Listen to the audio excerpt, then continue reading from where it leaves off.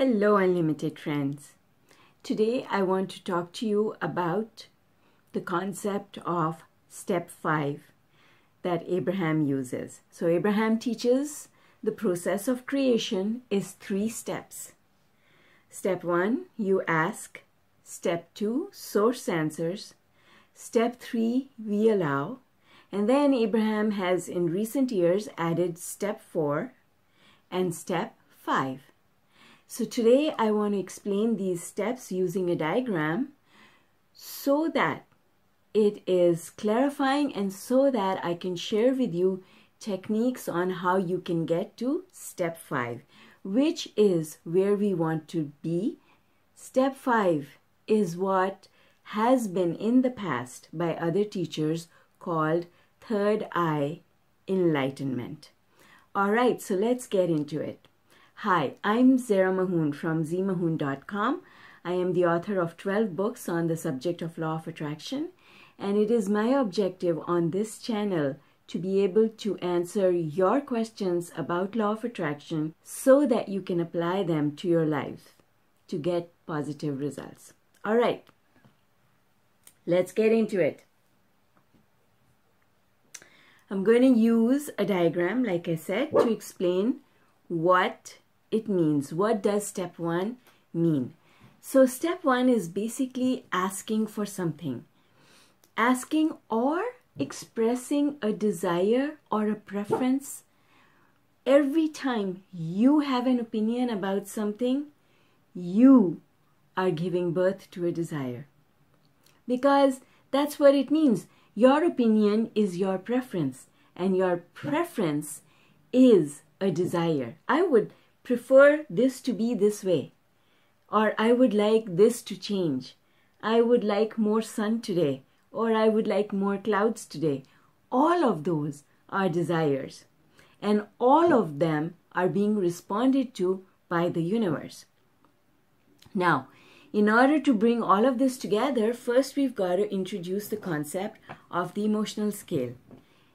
If you're already familiar with the emotional scale, awesome. If you're not, I'm going to link another video below which will give you more details on what the emotional scale is, but really making it really simple. All it means is lining up emotions from those that don't feel good all the way up to those that do feel good. That's all. And I like to call it a scale of 0 to 10 because it just makes sense to me that way. 10 means feeling awesome and 0 means feeling awful. That's it. And 5 to me is the worry line. It divides the scale into 2 halves. So if you're below the worry line, then you are in a negative phase. So I'm just going to grab a pen here. So the first distinction I want you to make is that this realm over here is a place of lack, and this realm over here is a place of allowing. So when things are always manifesting, things are manifesting here in a place of lack as well as in a place of allowing.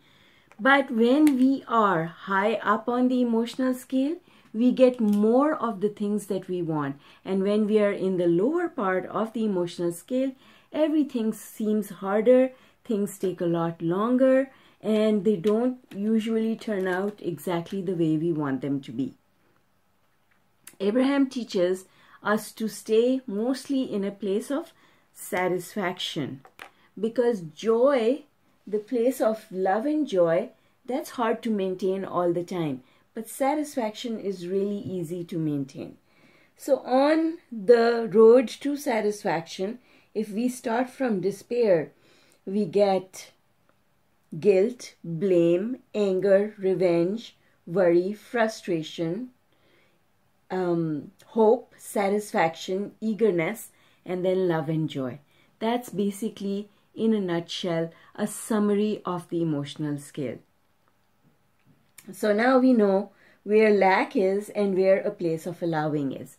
Step 1 Now, the next thing to understand is that what Abraham calls step 1, giving birth to a desire, that can happen anywhere from here all the way down to despair. In fact, we are asking with a lot of depth of emotion from a place of despair and frustration and worry. We really, really want life to change when we are in those places, right? So step 1 can happen anywhere on the emotional scale, because even when you love where you are, doesn't mean that you want to stay there forever. I love this house that I'm in. I love this room that I'm in. But do I dream about a newer house, a bigger house? Of course. Yes. Why not? So being in love and being happy doesn't mean that you no longer have any desires. All that means is that you're giving birth to your desires from a better feeling place. So step 1 can happen from anywhere. I'm just going to write step 1 here. When we are worried, we are asking. When we are happy, we are asking. When we are satisfied, we are asking. We are asking all the time, because as long as you're breathing and you're conscious, you are asking. Because as we notice the world around us, we ask for what we want to get out of it. So that's the thing. Asking is happening all the time.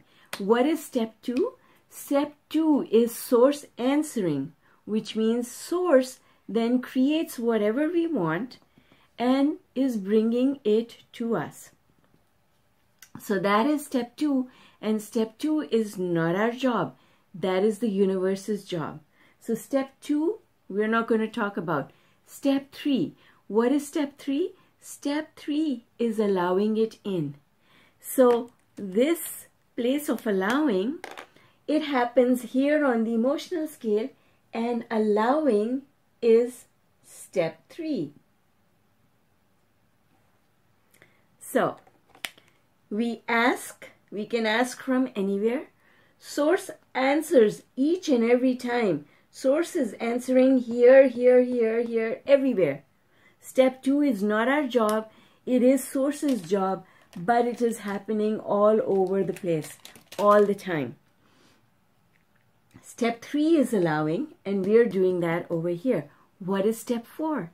Well, step 4 means that a lot of times what happens is, in order to understand step 4, you need to understand lack. Because a lot of times what happens is we give birth to a desire, and then we go down the emotional scale. We always give birth to desires from the top of the emotional scale, because giving birth to something that we want, whether it's a person, whether it's money, whether it's health, it makes us happy to want those things. Those things feel good. But then when we notice that those things are not there in our life, we go down the emotional scale to a place of lack. And then in step 3, we do the work to come back up the emotional scale. Now, in the first part, you could beat up on yourself for not being able to allow the thing that you want in. Step 4 basically means that I'm not going to beat up on myself.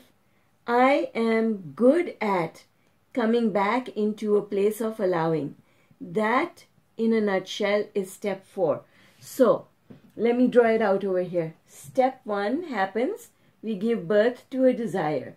So, step 1 happens here. Or could happen anywhere. But then we notice that we don't have the thing that we are asking for. We go down the emotional scale, and maybe we stay there for a while, right? Maybe we stay there for a while, but then we do the work to come up, right? And a lot of times we complain. So this is a place of complaining. Well, what happens is, in step 4, if you're someone who lives life in step 4, you don't complain anymore. You stay more or less in a place of allowing, because you understand that all desires are answered. All step 1 moments are good. So there's no pushing back. There's no complaining. There's no asking when, why, when is it going to happen, how is it going to happen. None of that is going on if you're a step 4 person, right? And that means step 4 implies a place of trust and faith, knowing. Those are all words associated with step 4. And basically it means living life from the top half of the emotional scale, in this region over here, so that you understand that giving birth to desires is a good thing. And when I'm wanting something, I don't have to be miserable while that thing that I've asked for is making its way into my life. I don't have to be miserable and wait for it. I'm just going to have fun with other things. And that's what puts me in the top half of the emotional scale. Now, step 5. What is step 5? Step 5 is the ability to stay here in love with life all the time, so that you do all your steps of creation from this place, and you are unconditional. That is step 5. So you always stay, not just are you high up and above the worry line on the emotional scale, but you are at the very top of the emotional scale, always living life from a place of that is between love and satisfaction. So that is the difference. When you're in step 5, you are basically living your life in this region over here, between love and satisfaction. And you do your birthing of your desires from there, and you do your allowing from there as well.